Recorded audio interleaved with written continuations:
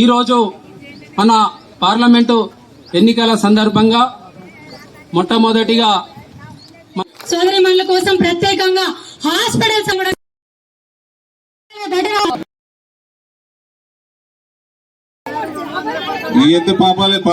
పాపం మోస్తున్నామ్మా ఇక్కడ సరైన పిహెచ్సి కూడా లేదట కదా. హాస్పిటల్ లేదా బీర్పూర్లా? హాస్పిటల్ లేదా?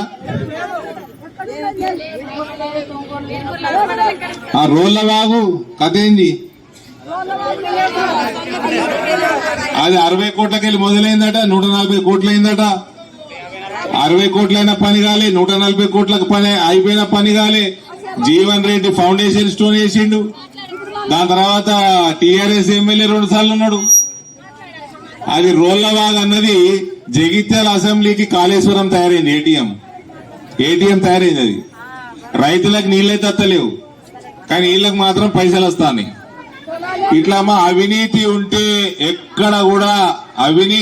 ఒక్కడ కూడా మనకి డెవలప్మెంట్ కాదు, అభివృద్ధి కాదు. దయచేసి ఆలోచన చేయండి.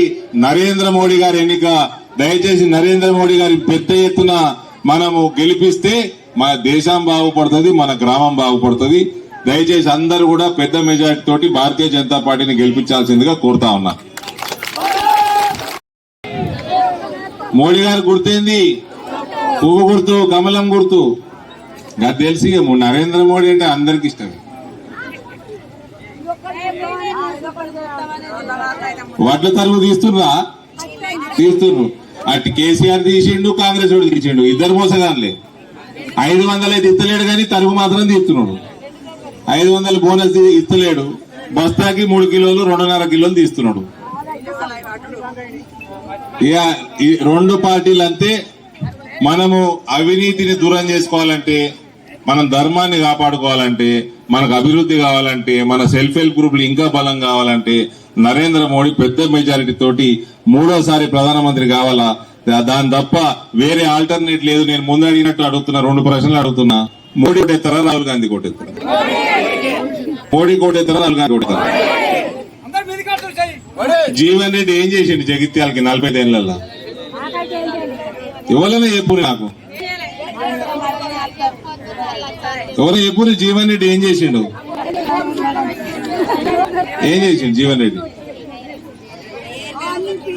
15 సార్లు ఎలక్షన్ నిలబడ్డాడు. 15 సార్లు ఎలక్షన్ నిలబడ్డాడు.